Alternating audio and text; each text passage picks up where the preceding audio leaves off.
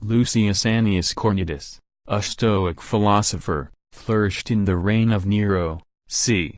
60 AD, when his house in Rome was a school of philosophy.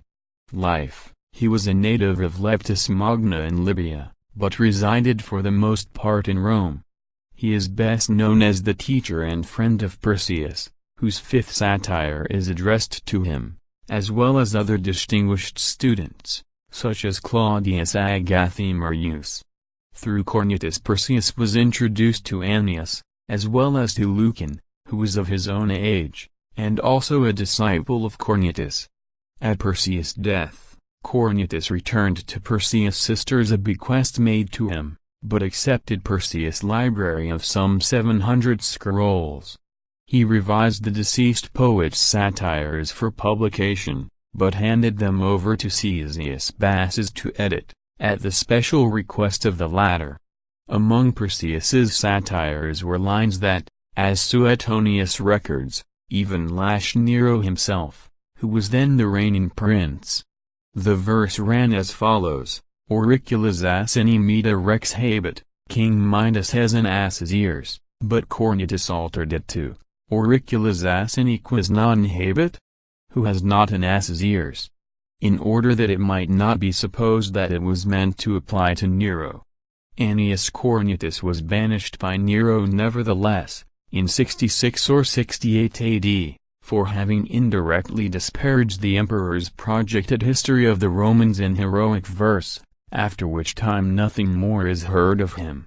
Writings: he was the author of various rhetorical works in both Greek and Latin, such as the Figuras Sententiarum.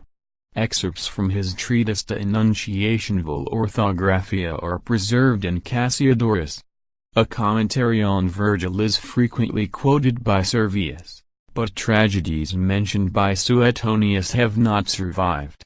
Cornutus wrote a work on rhetoric, and a commentary on the categories of Aristotle, whose philosophy he attacked along with his fellow Stoic Athenodorus. He also wrote a work called On Properties. Compendium of Greek Theology, his one major survivor, the philosophical treatise, Theologiae Graeci Compendium, Compendium of Greek Theology, the Greek title being uncertain, is a manual of popular mythology as expounded in the etymological and symbolical interpretations of the Stoics. This early example of a Roman educational treatise provided an account of Greek mythology on the basis of highly elaborated etymological readings. Cornutus sought to recover the earliest beliefs that primitive people had about the world by examining the various names and titles of the gods. The result, to modern eyes, is often bizarre, with many forced etymologies, as can be seen from the opening paragraph, where Cornutus describes heaven, Aranos. The heaven, Aranos, my boy, encompasses round about the earth and the sea and everything both on the earth and the sea. On this account it has acquired its appellation, since it is an upper limit, aurozano, of all things and marks of the bounds, horizon, of nature. Some say, however, that it is called heaven, Aranos, from its looking after, or in, or tending to, or reun, things, that is, from its guarding them, from which also doorkeeper, thieros, and watching carefully, polyerin, are named. Still others derive its etymology from its being seen above, horistiano. Together with everything it encompasses, it is called the world, cosmos, from its being so beautifully ordered. The book continues in a similar vein, proceeding from such gods as Zeus, Hera, Cronus, and Poseidon, to the Furies, Fates, Muses, and Graces. The work is pervaded throughout with a strong undercurrent of Stoic physics.